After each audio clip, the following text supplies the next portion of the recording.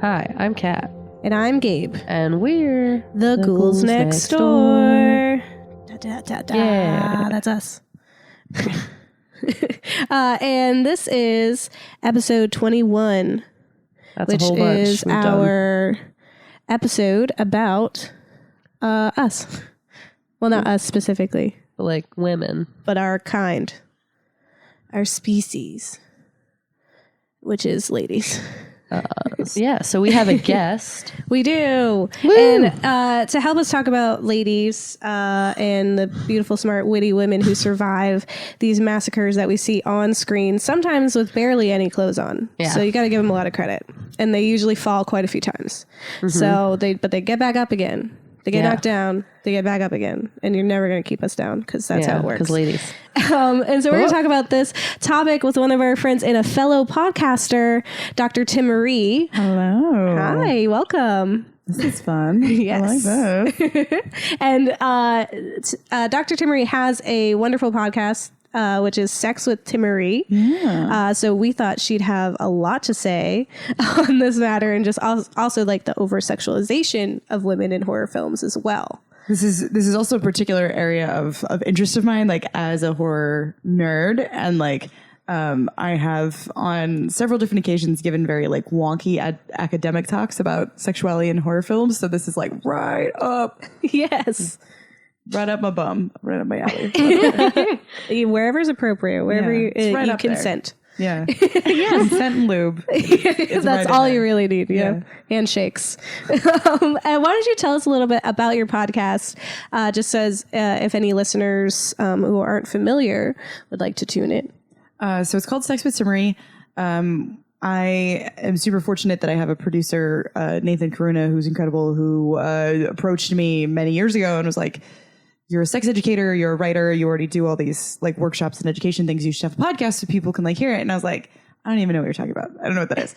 But this was 330 episodes ago that we started doing it. That's and amazing. Done so many. It's so We're many. like, woo, 21. She's like 331. Yeah, so we talk to all sorts of people, and everyone from like people who've invented a thing to academics to porn stars to people who specifically study like the law around sexuality, or somebody who's like a gynecologist with a specialization in oncology or something. It could be anybody. And we talk about what's in the news. We talk about politics. We talk about because sex touches on every subject, so we get to do a lot with it. Yes, sex is everywhere, at least in our home. That's what we believe. It's everywhere and it's everything. I mean, there's like, it's the whole, like, it's being a person. And even if you're an asexual person, it's like still your sense of self and like body image. And just, it's to be alive. Yes. Sex is to be alive. You're to hear.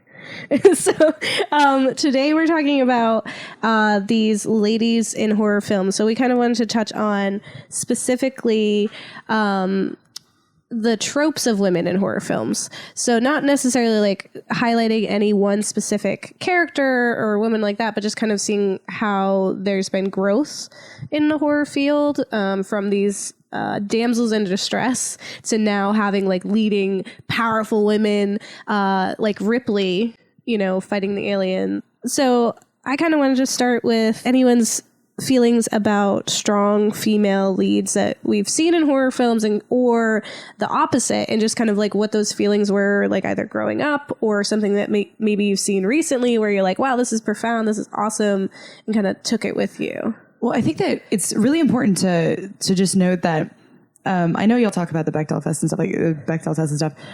One of the few genres that consistently passes is horror, and also queer movies. Those are two. And part of the reason for that is the way that we conceptualize women and their emotionality. So for a horror movie to function, the people you're watching, they have to seem like they're in fear for their lives, that they are, that the danger is real and you are experiencing it along with them. And there's this catharsis, and then there's this like schadenfreude, and there's like all these feelings it's evoking. And the reason that women are more often the protagonists of horror films is that they are culturally allowed to express fear. Yes. Men can't. And if they show fear, then like this very hegemonic idea of masculinity says like, well, that's not a real dude. He's a wuss, whatever. It's like, that's a feminine thing. And so dudes in horror movies are either just like stupid caricatures. They're like tropes of different types of people. They're cliches. Or like if they're going to be the protagonist, it's an action movie.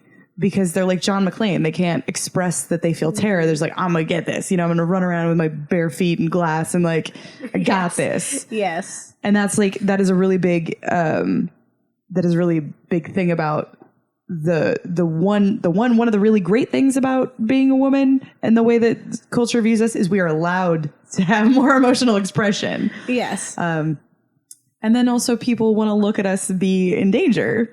Yeah. So that's a piece. Like we like watching women be fearful and be punished, and we enjoy that stuff. We enjoy that like sadistic piece of it. But then we also have, again, like as you were saying, like this rise of the strong female protagonist, the both the trope of the last girl, and then like these later iterations where it's like, no, like I can be feminine and I can be an ass kicker both, and like Buffy the Vampire Slayer being one of those first characters specifically created as, no, I don't have to be this androgynous, sexless creature to survive. I can have a name like Buffy. I can be a cheerleader. I can have a boyfriend and still live through a horror movie.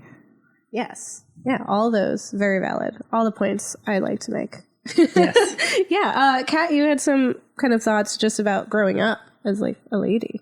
Yeah, I mean, if we're talking, like, there's so many different ways to classify horror. I think movies in general, like, my favorite movie as a kid growing up was Mulan.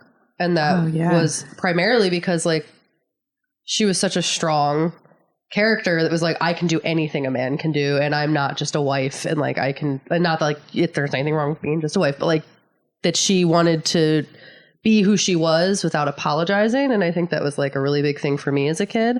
But then also like characters like Sarah Connor in Terminator, who like push-ups. Yeah. I was just like, she's like tough. She's like fit. She can like do stuff. And all those those were like my favorite movies growing up was Terminator and, you know, Mulan, and just seeing like these really strong women. I always felt like fearless and like badass after watching them. I don't know. I never really related to the other girls that were my age, and I always like felt some type of way about it, which is why I think honestly like Mulan and like the Terminator movies and like all that kind of like nerd horror sci-fi, what have you, is like always like my favorite thing, because that's where women really were put in those like roles of like kicking ass, taking names.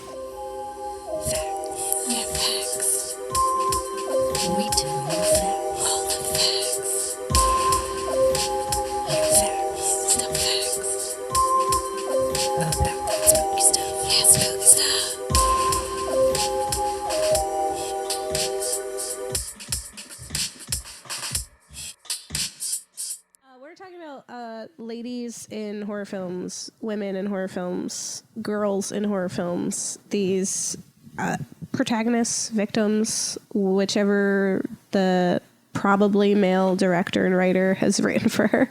So I wanted to bring up a specific, the Bechdel test of, which is a way to kind of see if, you know, there's a proper representation of women and if it's doing it in a way. And it is, I mean, there are things that pass this test that are clearly not. Like, I think I read somewhere that Baby Got Back technically passes because there's like two women and they're talking and they're like, Becky, like her butt is so big. And because they have names, they're talking to each other and they're talking about another lady. So it doesn't really count. But I was just like, okay, but listen. Continues. The Bechdel's never been a measure of the quality of representation. Yes, It's simply just that they like do the basic. exist. Yeah, just do the Exist basics. and like not only about men. I also enjoy the sexy lamp test, which is like, What is that? so you look at a film, and if the women characters could be replaced by a sexy lamp, the idea being that you know, the leg. well, it serves the function, like it serves the function of being sexy, but it doesn't actually contribute in any meaningful way, and like they don't have any, Doesn't like, do anything. You don't feel story. anything. Yeah. If they could be replaced by a lamp that was sexy, then they, you know, Yeah, You then fail the it's- test. yeah. There's also, I think Ellen Willis proposed one. There are a few different ones, but that are about whether or not they have any sort of like storyline of their own, or if they exist entirely in the service of the characters that are male. It's so minimal. It's just asking the bare goddamn Just minimum. like, give us a name, give us more than one, let us talk to each the other. Qualification was that you just have a name. Yeah. And that there's another woman who also has a name. That's so minimal. Like, what? Like, that's how drastic it is that we're in need. But so for anyone who doesn't know what the Bechdel test is, we have 3 rules. So the first one is that there needs to at least be 2 women in the movie. And one of those kind of caveats is that they should have names. First names is fine. Or code names, whatever. They have a name. They're not just like that person. They're not her, whatever. They have a... Yes, exactly. They exist and are relevant. And then the second thing is that these 2 women speak to one another, just having a conversation. And then the third part is that they're talking to each other about something that is not about a man. What we did when we had our episode about black horror films, so just like talking about the tropes of black characters in films, and like they always die first, or they don't make it to the end, or they're comic relief, we wanted to kind of look at the films that we've already kind of addressed in our previous episodes and seeing like, do they pass this test? Because horror, like Dr. Timaree was saying, is one of these like phenomenal genres that actually does pass this test quite a bit, and more so recently. But we kind of briefly went through, because we can't go through all the movies we watched, because now we're on episode 21. We've made it. So films that we watched. So we talked about It and Clown, and we said no, because there's one character that's the female, and there's a lot in the book. Oh, that book is a mess. Yes. Clown also just had like the wife who like became subservient to her husband, even though he was like a demonic monster that was eating children. So you do. Yeah. You gotta all, till you die, till death do you part. We did give Nightmare on Elm Street kind of like a half check, because it does have a female protagonist. She's awful and I hate her, but she does talk to like her mother and to other female characters about like Freddy Krueger, but like also about like, we can't sleep and there's danger. She's a pretty like standard example of the last girl. Oh yes, is what she is. And like a lot of the horror movies will have a last girl, and that's how they will pass the Bechdel. Yeah, it's like we keep this one lady alive so that we can look like we're woke. And she's a very specific type of woman too. Like the last girl trope, if you're not already familiar with it and you're listening to this, is like she is usually very androgynous. Her name is androgynous, like a Sydney or like something like that. And she doesn't have any sex during the course of the movie, unlike the women who do get killed. Safe. And she dies. That's the thing. She's brunette and she's safe, and like she's pretty enough that everyone agrees she's pretty, but not sexy. Yes. Because she's not the Rose McGowan, right? With like the tits out, and then everybody feels like, is she prettier than me? She's prettier than me. I hate her. She should die. No one should be alive. It's so interesting the way that it's just like set up totally like. Yeah, no, definitely. I won't say we. I won't put us both on there, but I definitely hated her. And I definitely have this nagging hate for Nightmare on Elm Street, just for like plot, and just like, I'm just not buying the narrative that was given to me. We have a whole episode about it. That was episode 3, Nightmares. We did give Child's Play a check, because the mother is the protagonist in that, and she's like the strong mother that's like, I'm backing my kid, and I'm like, she's gonna like back not him that up. strong though. She's also fucking nuts. I mean, she does like have to fight like, she is a doll. psycho But here's lady. the thing: for a person that is just saying. believing their son that a doll is evil, like that takes a lot of just like mental hoops that you have to jump through, and to like just be that solid in it. And like the fact that she like kind of steers like the detective, like, no, listen, I know that you want logic to this, but this is the situation. But she does pass because she does talk to her friend about like motherhood and stuff, and also like buying this toy. So she passes the Bechdel test. So I want to just say a thing real fast. It was like a few years ago, I posited like another further classification within the Bechdel. So, it's like 2 women with names speaking to each other about something other than a man. But then the things that I would also add, just to see, because again, they're like pretty good patterns of this. Are they mothers or daughters? Because if you add that to it, then all of a sudden it's like nothing counts. Like almost no movies pass. Yeah. Because women will still exist in those roles. Yeah. They don't exist as like independent operators. Yeah. Yeah. That is a thing. Oh my gosh. Yes. And then in that case, They're she always would not pass. moms. Yeah, they're always moms, or like, you know, if you go Disney with it, then they're like, they exist as someone's daughter first and Yeah, and foremost. if You they're definitely know not- who their parents are. Or they're like And they're an usually evil dead. old Their parents wretch are dead. Or a who's king. like, Or a king. you know, she's the evil witch who's ugly and ghastly and does not have a husband because she's the my villain God. and she's Oh, yeah, like anyone who hateful doesn't to the have a beautiful husband is a woman. witch. But shout out to Ursula, who is the best drag She queen is ever. honestly the greatest. So back to our list, we had exorcisms, and there's one where man. we did the last exorcism, but it was very much like her whole thing was like, is she being raped by her dad? Was she raped by this guy at church? Was she raped by this pastor? The whole thing is just like, rape.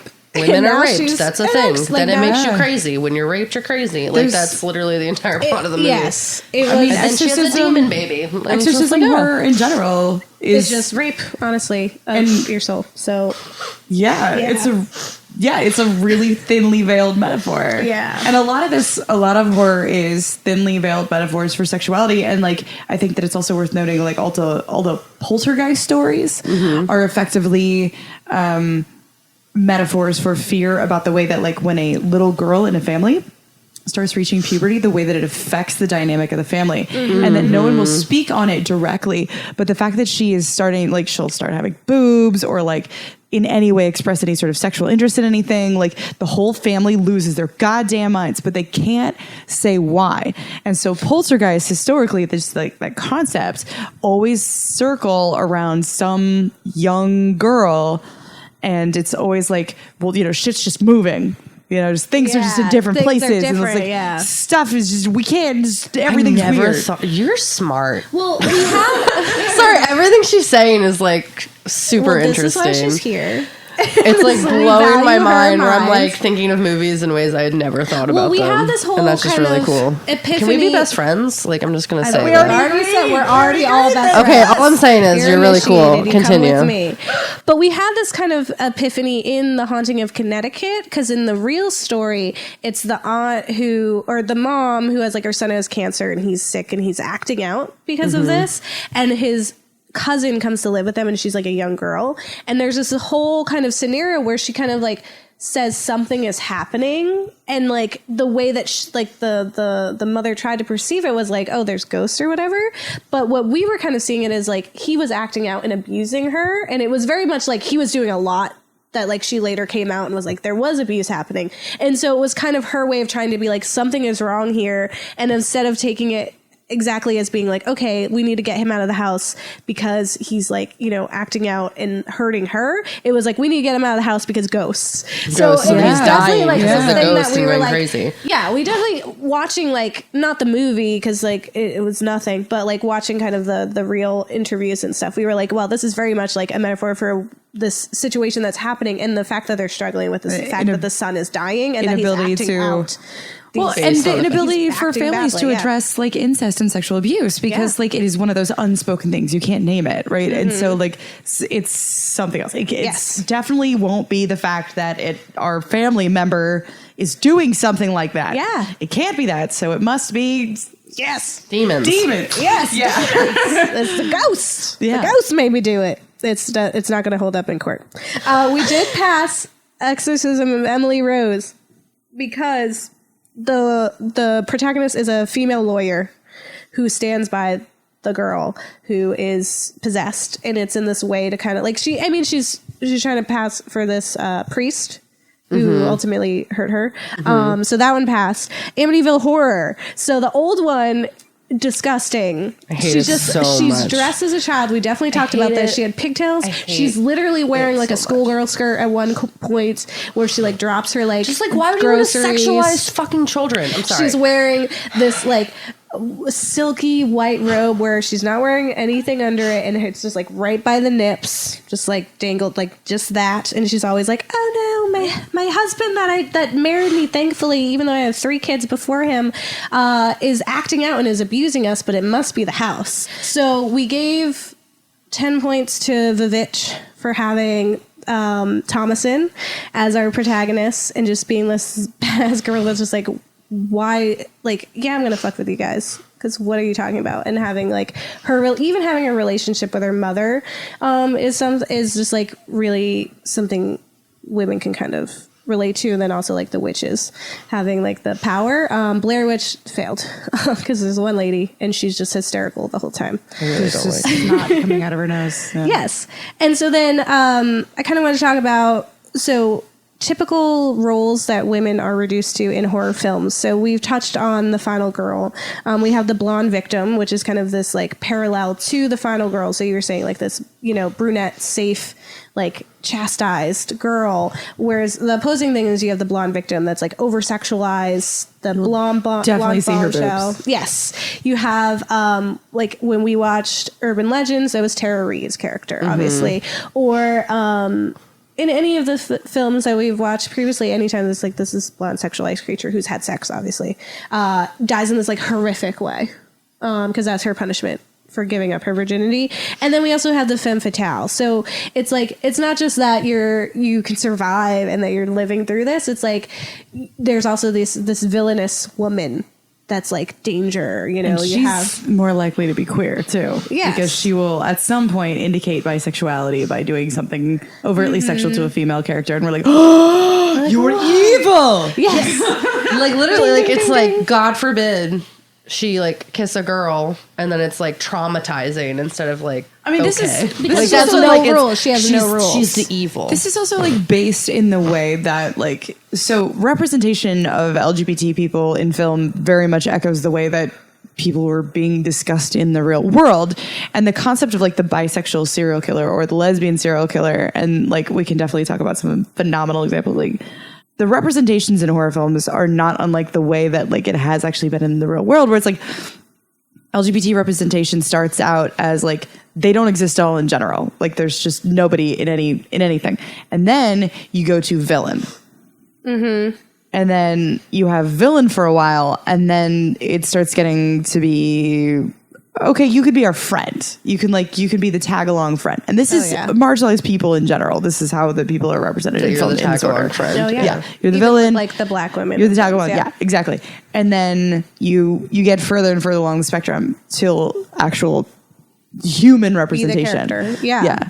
So in horror, like LGBT folks, people of color, etc., have gone through this whole cycle, and there will be the day where you can be gay and do all the fucking and still live through a horror movie. Yeah, and still be the hero at the end of the day. But in horror films, you have these femme fatales that are like just these dangerous, independent women who can stand on their own, and that's dangerous. We have this kind of trope that's sex equals death, and it's highlighted specifically in Scream, which we're going to talk about later in the episode. But kind of this idea that women losing their virginity, their honor, therefore dooms them to death. So it's just kind of like, learn this, ladies. Like if you give out your flower to any old person, but it's you're only dead. women. It's only Yes. virginity Yeah, is men- only a It's construct. honored if you're a man. Fuck everything. Yeah. They don't die. Yeah, the men don't die if they have sex. If anything, they probably live. Virginity is, as a concept, like one of the just the fact that we even use that term is one of the biggest like heists. They're like self-perpetuated heists that there are. I prefer the term sexual debut because it's not like you lost nice. shit. You No. didn't lose a goddamn You're thing. just You not just welcome. started doing a thing that you're gonna probably do again. You know? Welcome. Virginity is not like, it's not a tangible thing. Like hymens have nothing to do with it, and like it's this super phallocentric idea because like if you're gay, like do you never lose your virginity, right? Like, Yeah. and it's like this idea Or that women like who only do anal because they're like, I'm keeping my it's virginity like for a Jesus. penis is so powerful, that if it changes touches you you. for any amount of a time in the right spot, You're done. it You're doesn't even changed. have to like get you off for any amount of time. It doesn't even do it You just have to good. be there. You are fundamentally changed as a person. Your value is different. This whole concept of virginity is just to be like, I swear to God, penises are important. I'm just telling you because God said. I'm just God telling said you. Yeah. that we're important and that you're owned by your dad until you're owned by your husband, and that's just how it is. And all of this, like, I mean, I'm my just, goat It's my goat. But we have a lot of horror films that have strong female leads. So you have like Carrie. So we'll also talk about that in a Stephen King episode. You have The Descent, which is just a bunch of ladies fighting for their lives. We talked about The Vivitch. And the genre kind of has moved from having this trip of victimizing women and now focusing them as being survivors and protagonists, or moving away from like traditional slasher films, which is kind of like we're now thinking when we make films. So like Get Out is being smart about the things and we're logical. doing. So like specifically It Follows, which will my God. definitely have its own episode. I don't even love like it. Probably won't even have a topic. It'll just be like It so Follows. stressful. Just like we'll have Get Out as its own one. But it's just this amazing discussion on rape culture, and just like usually a woman has sex and then like she's dead, and it does start with her having sex and just like having fun, and then it turns into this like she's not and her kind of being followed by this stigma and by this like haunt that was that experience, and her in a way overcoming that and having people who were with her and kind of like doing that. And also I think kind of mirrors people's struggles with like STDs as well, I think. And kind of just like this stigma of sex, and it's following you, and it's just like always there behind you. I mean, lurking. anyone you've ever had sex with follows you for the rest of your life. Yeah, and it's just there, Stressful shit. and it doesn't have a face. Fascinating too. Like the way that we put this particular like weight on sexual activity is though like we don't shake hands with people and touch objects that other people touch. Like it's this one particular magic thing. Yep. Where all of a sudden it's imbued with something different. Like I don't know. I think it's really interesting. Like as a person who studies sex, and like I obviously find it incredibly pleasurable to think about and talk about and do, etc. And like I obviously think it's super valuable, but at the same time completely overvalued.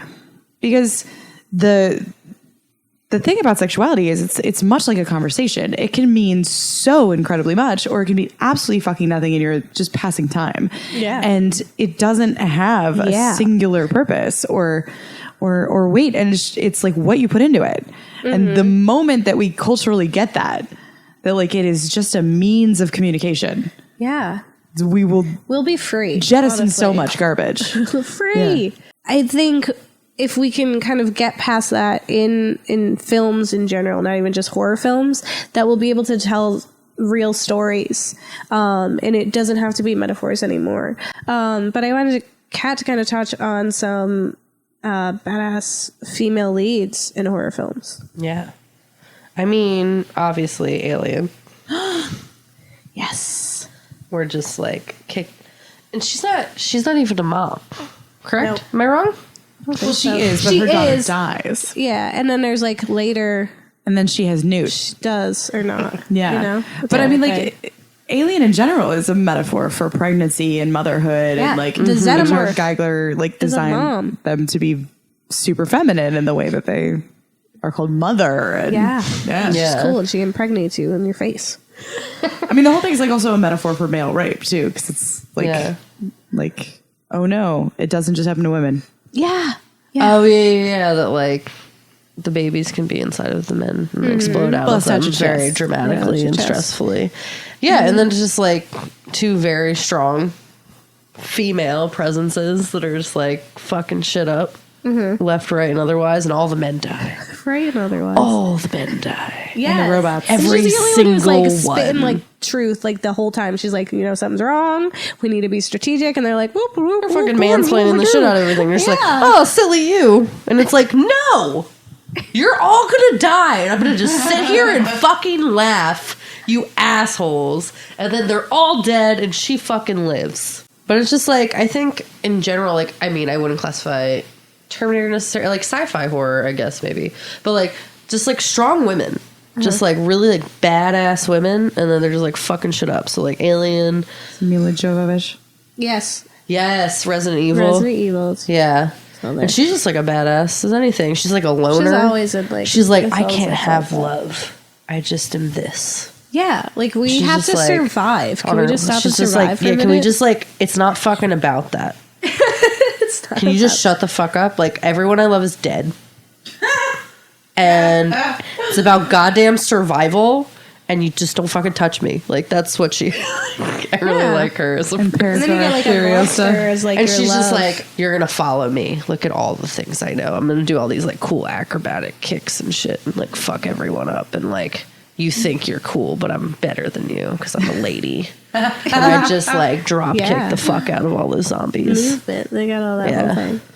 So yeah, like women in horror, like they're either portrayed as like the best thing or they're the worst thing. And it's like, it sucks that there's not much of a middle ground in between that, where like you either have like that really strong fucking shit up woman who like doesn't fit like the regular like I guess gender roles and is like kind of like fit or like tough and like telling you to shut up and like running around with your shirt off and you're falling at fucking everywhere. Yeah. Like, do the backwards like crawl thing. I can't even like stand. I'm that distraught.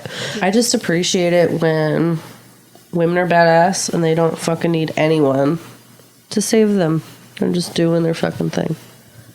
Yeah. It needs to happen more. It's getting there.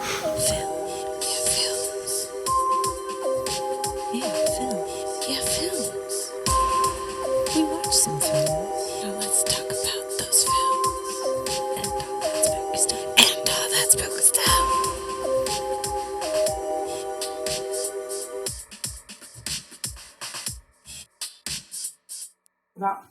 So we watched some stuff. So we watched Scream. We've watched it. It's a thing that we've watched. Everyone's It's on seen it. right If you now, and it's haven't- very honestly, stressful. if you haven't seen Scream, what are you even doing listening to this podcast? Because I feel like that just really needs to be like 101 for Yeah, like, horror what was movies. your life?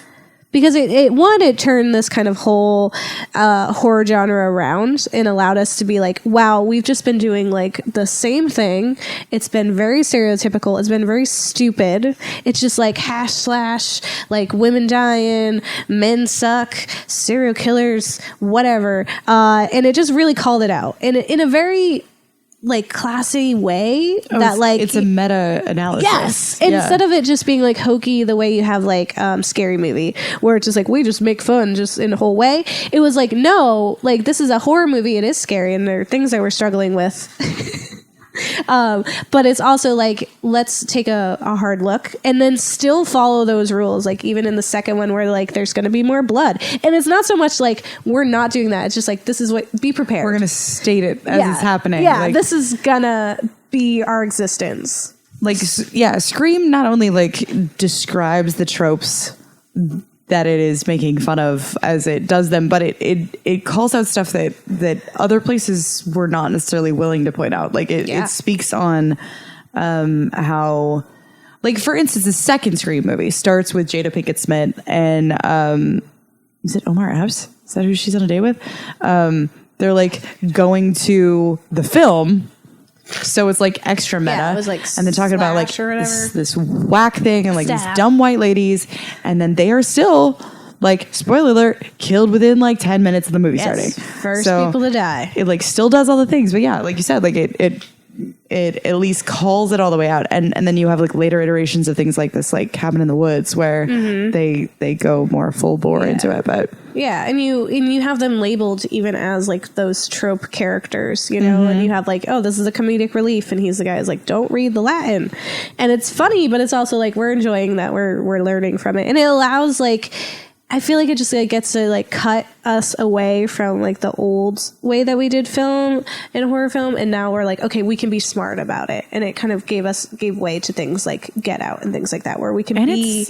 It's a Hollywood movie. Like it's Yeah. got, at the time, it was like Drew Barrymore, you know, like Yeah. Courtney Cox in it. That's crazy. Yes. You know, so it was like, it was also that. I was taking a horror from being like only this like B schlock, because it had, you know, it had always existed in that way with B horror movies, but to have like mainstream famous people in a horror movie is still super rare up until this point. Oh yeah, and like in Nev Campbell and Skeet Ulrich were in Swoon. The Craft together, and so they were both kind of like side characters. And that film, like seeing them together and seeing like their ability, gave them these starring roles now. And so kind of like seeing the growth and also seeing like Sydney as this protagonist that's just like, my mom died and she was just the stereotypical she was murdered because she was a slut kind of like trope, and now I have to like fight against it. But for anyone who doesn't know what Scream is, I guess I'll tell you about it, but you're you are a loser, so I'm sorry that you're listening. So Scream is about a fright mass knife maniac that stalks high school students in middle-class suburbia. It provides both tension and self-parody as the body count mounts, but the victims aren't always the ones you'd expect. Something that's very specific about Scream is that there are presented to you the rules of horror films. So, is it Jamie Kennedy tells you? Jamie Kennedy. I'll be right back. Yes, the rules of horror films. So you may not survive the movie if you have sex. So there's this whole thing where Sydney, our protagonist, keeps getting tempted by her ultra hot boyfriend Skeet to have sex, and it's this whole thing, and it's this so pivotal hot thing, for no and it's reason. like, and she's like, no, I don't want to, and he's just like, why? I love you. You don't love me. Total cliche. We've all been there. We've all been there. It's not about that. He's a terrible boyfriend. Like, let's just cut to the chase. He's a terrible boyfriend. He also has been conspiring this whole time to murder her. Spoiler alerts. If you haven't watched Scream, what is wrong with you? So just, you're in it. He's the killer the whole time. And you have, was it Matthew Lillard, who I just had like the biggest crush on. Yeah. Well, yeah, tell her off. He was the Dax Shepard of them. Yes, I loved him. And anytime he popped up later, I was like, yep, I'm in it. And there he is, Shaggy. I don't care. This is a terrible Scooby-Doo movie. I'm in it. So, so don't have sex. So there's a point where she does, and then, now she's all fair game to have sex. Or to die, because she had sex. You may not survive the movie if you drink or do drugs, which is this kind of like with Halloween, or Friday the 13th, where it's like, the kids are just having sex and doing drugs and not paying attention to what they're supposed to be doing, so they get killed by this hack slasher. And you may not survive the movie if you say, I'll be right back, hello, or who's there, which is like a wonderful trope that happens in all, don't. Of course, you're not always going to know you're in a horror movie, but Jamie Kennedy totally got it. And this is just like a classic film that really, again, it turned the head on all of horror movies and allowed us to kind of just be like, wow, that was really dumb. Let's do something different. And kind of release us from the strain of like classic horror films, which they serve a purpose, and we respect them for existing and allowing like horror to exist now. But I'm so glad we're not stuck there. Well, it's also like the way that horror exists is inherently countercultural, right? It has to be to some degree because it is violent. It is one of the genres that won't do well if it's not R-rated. But at the same time, it's also some of the most conservative of all like art out there. It is the genre in which you're most likely to see a Catholic priest. In many ways, it's the most conservative, and everybody gets punished for everything that they do that's a sin and blah blah blah. But horror functions as this like release valve for us culturally, and so it has to change as the culture changes. And for horror to work, it has to work on two different levels. It has to work on the proximal level, which is the thing that's going to kill you, the claw, the disease, the giant blob, whatever. It has to work on that level. But then it also has to work on this like metaphorical level, what taps into something in the zeitgeist. And so what is scary changes. And so you see in like the 1950s, these giant creatures that are attacking cities. And that doesn't resonate with us in the same way now. But at the time, it was like nuclear waste. It's the threat of World War II. It is, for someone in Europe and someone in Asia, it is like literally the war was happening on your turf. It is nuclear power. We don't know what it's going to do, but that doesn't resonate with us now. And like Cloverfield was interesting because it did this whole like found footage thing that we liked, but we're not scared of giant monsters anymore because they're like, we would have fucking found them. We have science. We wouldn't know that they exist. Yeah. So like it works on a different level, but like horror movies have to keep adapting, and one of the things that like why vampires and zombies stick around is they keep changing what they symbolize. And sexuality is always this undercurrent and all of this sort of stuff, and so it represents what we think about sex at the time. And that's I don't know. That's the beautiful thing is you could see what is happening culturally based on what we will show fear in. And like Rosemary's Baby as an example of like one of the rare things where we come straight out and say like pregnancy is really scary. That's a time. Your body's not entirely your own, and you're super vulnerable, and body horror stuff that very much resonates with everybody if given the chance to like explore that. But the rest of the world we have to pretend. No, it's great. It's wonderful. It's beautiful. It's the most magical time. Yeah, you're glowing.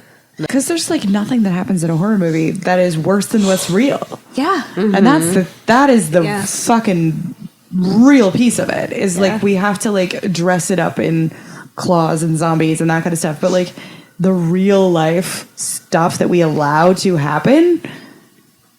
Yeah. It's fucking scary. So much worse. Yeah. Yeah. Another thing that we watched, just to kind of talk about ladies specifically, was The Craft. So this one I'll let you off the hook if you haven't seen it, because I hadn't really This is the first time I saw it, strategically too. seen it. I've definitely seen it in passing. But The Crafts. So here's a summary. After transferring to a Los Angeles high school, Sarah finds that her telekinetic gift appeals to a group of 3 wannabe witches who happen to be seeking a 4th member for their rituals, because they need north, south, east, west.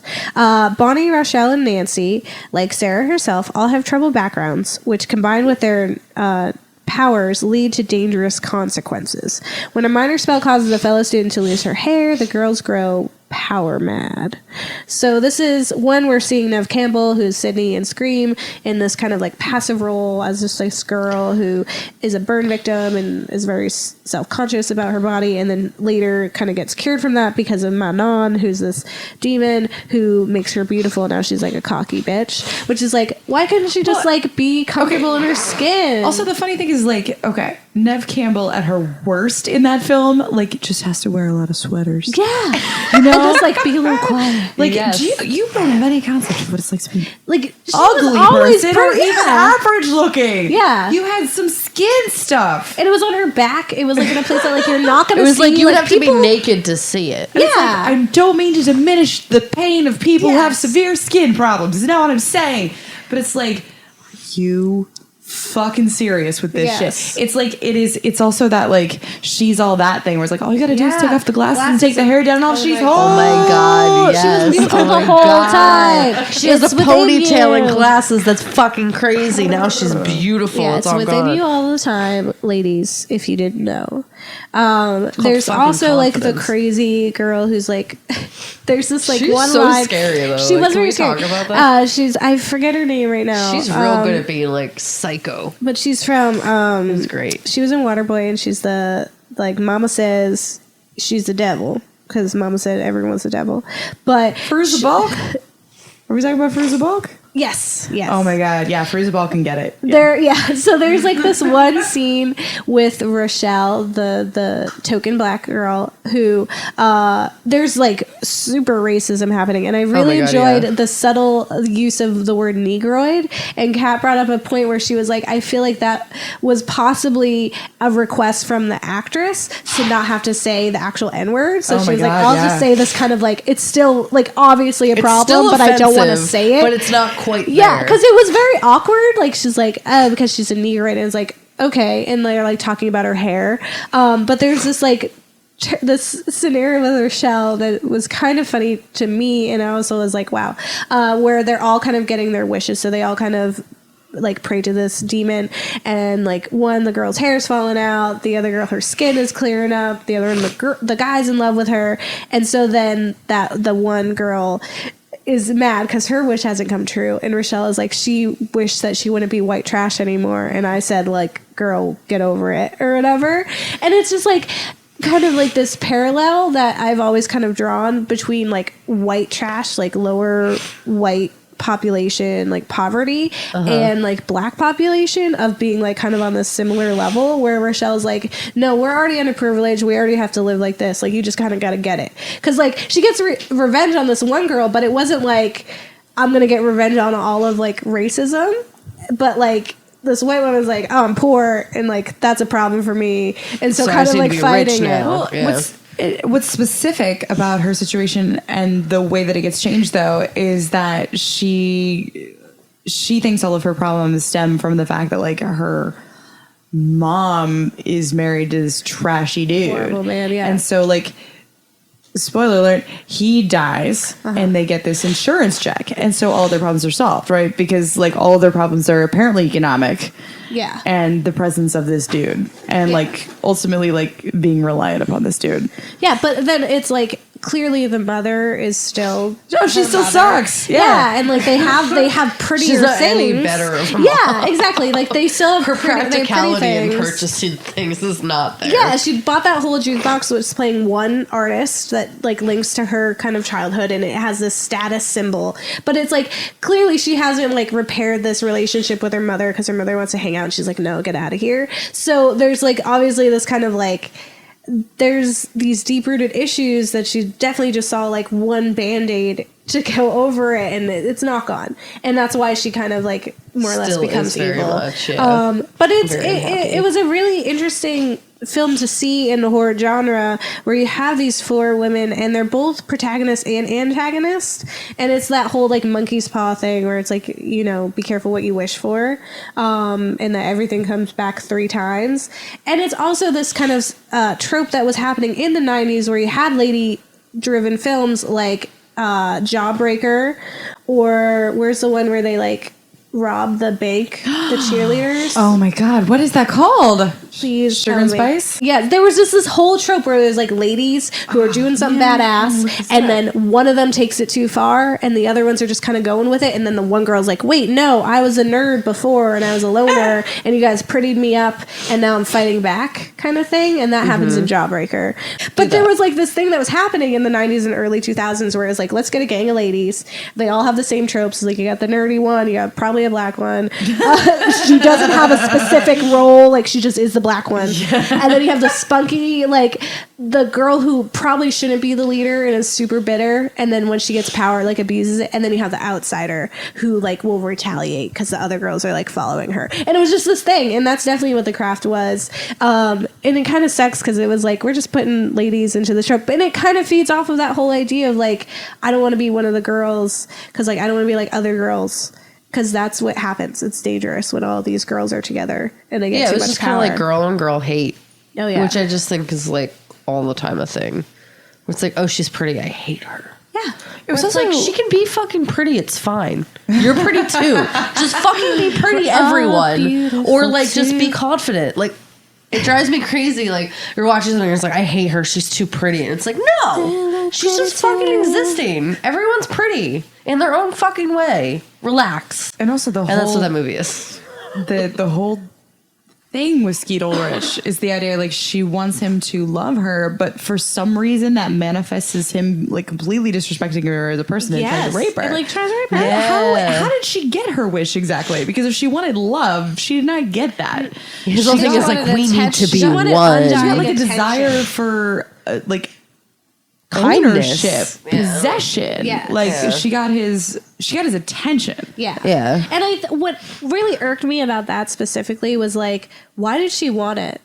Like, he clearly showed himself to just be like a douchebag. Like, he's spreading these rumors about her that like she was like, I don't want to do anything, and then he spread lies that they had sex. Still a teenage girl. But there's exactly. that whole You like want I dumb can shit. change him mentality that women are just like constantly put into, that like we can fix what's wrong with him. And if I had supernatural powers when I was 15, I would have wished for some dumbass shit too. Oh, yeah. Yeah, and it's just like you can fix him. If he has feelings for you, maybe he'll be better. Oh man. And let me And tell like you that's the idea. And then like that he becomes fucking obsessive, as you would if like you have irrational love feelings. And he's like, I want to be one with you. We're one person. We're one skin. Ew. Yeah, like that's what it was though. Like that's why it was so creepy and obsessive. He's like, I need to be like the same as you. And that's Well, like listen rape. to any ladies out there, any young girls. If you're listening, All I the don't know how you 15-year-olds got. listening. Yeah, I don't know how you got to this. Sorry It for all is the curse marked as words. explicit. I'm not. And we talk I remember being I 15. hope that you Bitch. listen. I do. We've always said that. One, we hope you listen. Two, if you make a podcast, I will listen to it. I will always say I will be your number one fan. However, if you're listening, like, you are not going to fix the broken boy. do not read Twilight or watch Twilight and use that as a mode to for Twilight. love. You cannot fix it. And if a boy tells you that he is dangerous, take his word for it. Just take his word for it. And also don't let him sneak into your window at night. And I learned that the hard way. So we're going to move on to our next segment.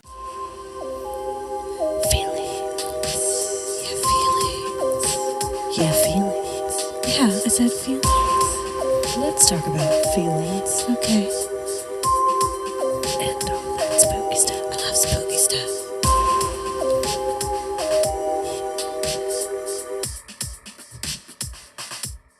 It will be Final Girl if you don't like it, if you're opposed.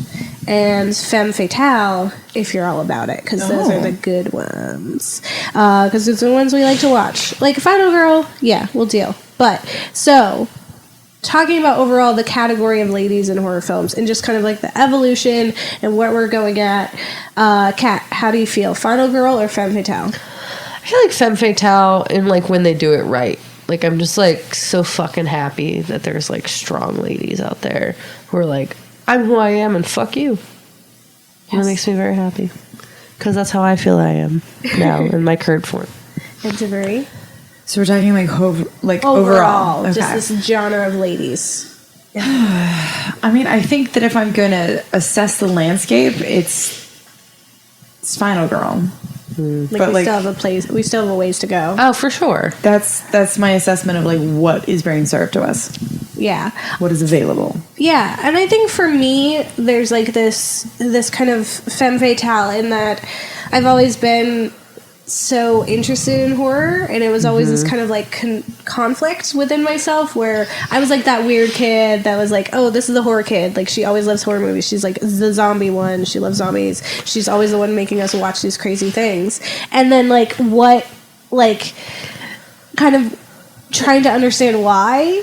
And like a part of that is like when I was doing research for this episode was like, oh, there are these like really powerful women, and there's like all this like thought that's going into it, and not even knowing like subconsciously that I was taking all that in. And so for me, it's kind of like this femme fatale of me having this like realization. It's like, that's why I was drawn to this, and that's why I was drawn to certain like action films, as opposed to like romance or like comedy or like family films, anything that like most people are like into. I was like, nah, I'm gonna go watch people get like hacked up and murdered. I'm gonna watch like a thing go through Paris Hilton's head in like the what was that, the wax, House of Wax. Watching that a million times. So like it kind of like put things in perspective for me of like, it's not the only reason why I really enjoy horror. There's a lot, and we've kind of talked about that. But it was like finding this realization that is a part, and I just didn't know. It was just kind of there. So there's a little bit of femme fatale, and I do believe that there is a lot of work for us to do. But I think that there are films like Scream, and then It Follows, and others that are allowing us to have this platform now, and we have the ability to make these remarks that we didn't before.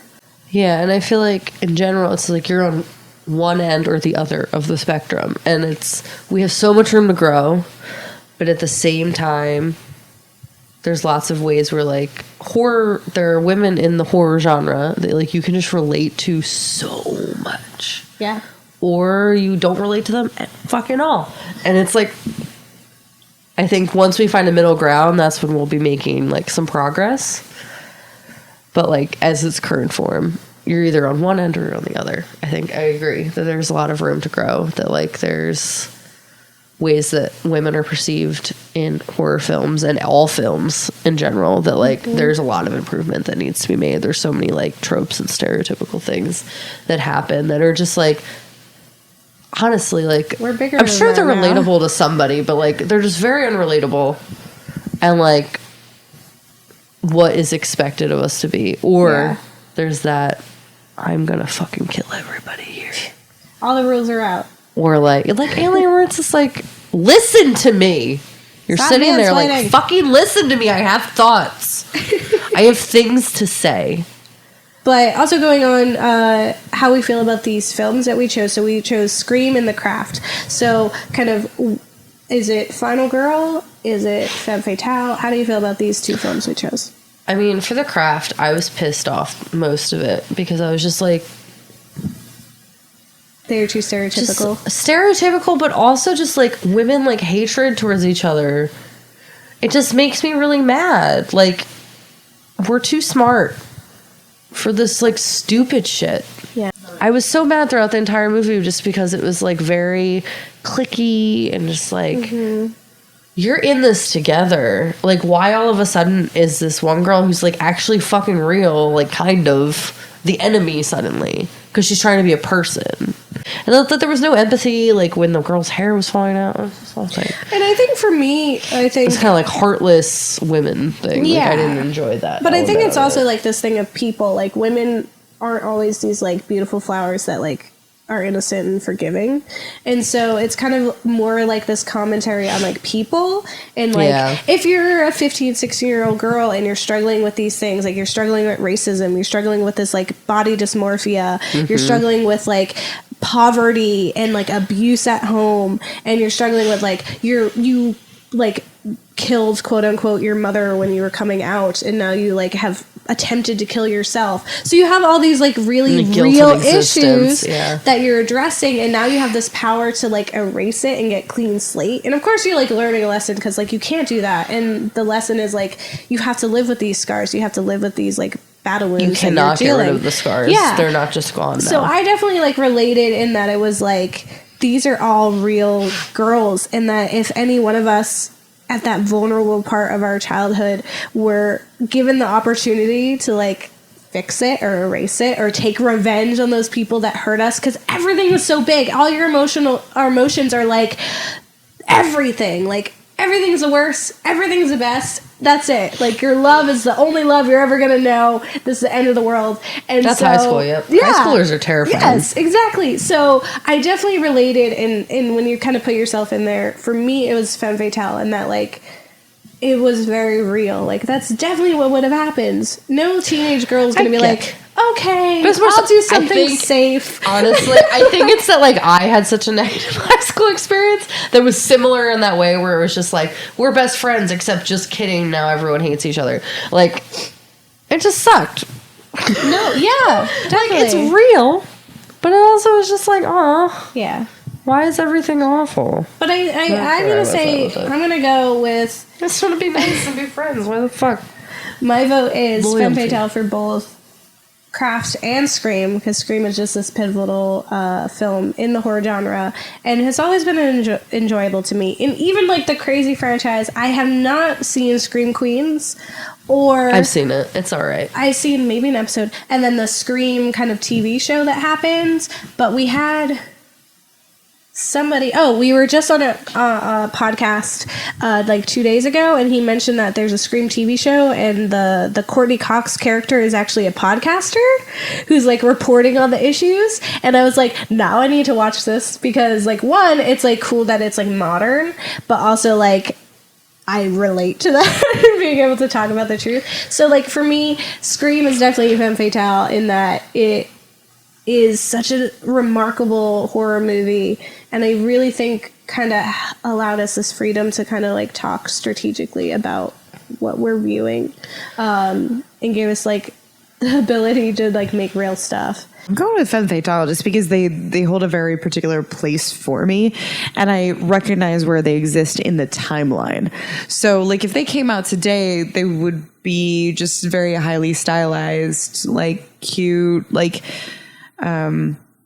sort of like trope conscious, but where they existed and when they came out, there was nothing quite like that. And Craft is sort of the answer to Clueless. Mm-hmm. And Scream is sort like of Heathers as well. Yeah.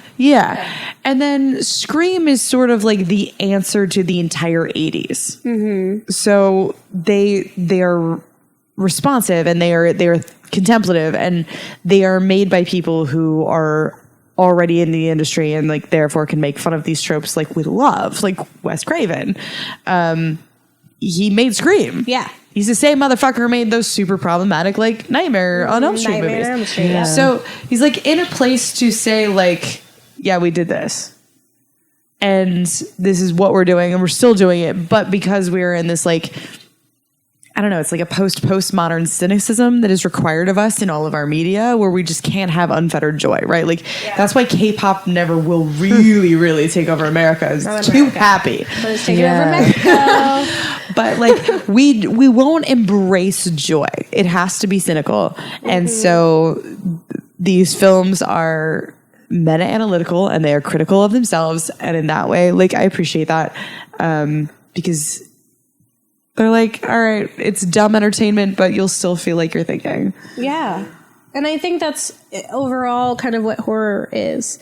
And it for once is giving us this strategic look at women in film and just women in general in ways that like you're not going to find in a stereotypical romance movie where it's just like, oh, I trip over everything and I'm cute and like, oh, I'm not pretty, but she's like super gorgeous. Or like an action film where you have like the hardened action hero who's like the serious one and she can't have fun. And then if you make her smile, then you clearly won everything, including her like vagina. So with horror, you have like a scope of women. You have this opportunity to, you have like bad women, you have weak women, you have powerful women, you have passive women, you have got black women, you got brown women, you got white women, all of it. And it's this opportunity to really kind of get this versatile group of women on screen that you aren't going to get in any other genre. And it definitely has a way to go, but I think as far as like when we're kind of laying it all out, we're definitely ahead of the other genres. And I think that just doesn't mean that we should stop. We should just keep going and we should keep that like energy and be like, all right, yeah, now let's talk about this. And let's have like horror movies where the black women are the heroes. And let's have like horror movies where, you know, it's not like you're this victim and you have this tragic past and that's why you can do things. And like really taking a strategic look and even talking about the fact that we can emote and that maybe we have men who are allowed to feel and like that's not like I think men being allowed to feel would be a big thing. I think we should probably do that just in general. And men also you just can like, feel. I think it's good when the pretty women are still insecure because all fucking women are insecure. In summation, That that not to tangent. if there's ever As a I place for women to feel strong and to feel heard and to feel powerful, the horror genre is the place to do it. And we just need to keep going with that and keep making really beautiful films. You know, with all that, we have to say to you, don't get married, they'll eat your kids. Yeah. You can't trust anyone but your own cats. Yes. Because you know what your cats are going to do. Bye. Bye.